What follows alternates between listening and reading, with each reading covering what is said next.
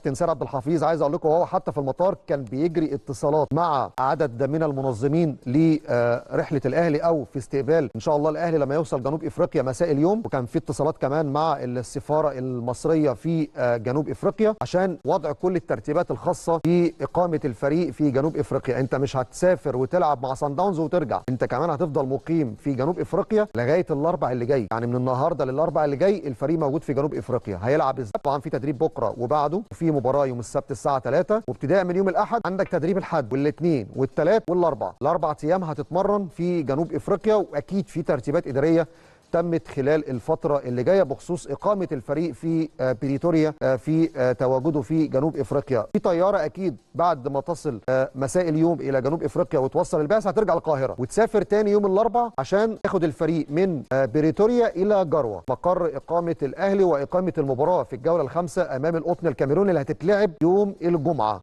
17 مارس جروة. مباراة الأهلي والقطن يوم الجمعة 17 مارس في جروة الساعة 6 بتوقيت القاهرة، وهيديرها طاقم تحكيم ماكيني بقياده بيتر ويرو، ده اللي هيكون حكم مباراه القطن والاهلي يوم الجمعه 17 مارس. في اليوم التالي صن داونز هيلعب مع الهلال في السودان يوم السبت 18 مارس، وهيقودها تحكيميا الحكم التونسي صادق السلمي. مباراه صن داونز زي ما شرحت في البدايه لا تقبل القسمه على 2، انت رايح عشان تعمل نتيجه ايجابيه. الفوز يضمن ليك بنسبه تتخطى ال 70 80% التاهل للدور التالي. الفوز على صن داونز في جنوب افريقيا يبعدك عن اي حسابات معقده بخصوص التأهل للأدوار القادمة، لكن لا قدر الله إذا كان في تعادل أعتقد هتنتظر نتائج الآخرين، ومباراة الهلال وصن داونز هي اللي هتحسم بقى ساعتها فرص الأهلي في الجولة الأخيرة، لأنه هيستقبل الهلال السوداني في الجولة الأخيرة أحد أيام 31 مارس أو 1 إبريل.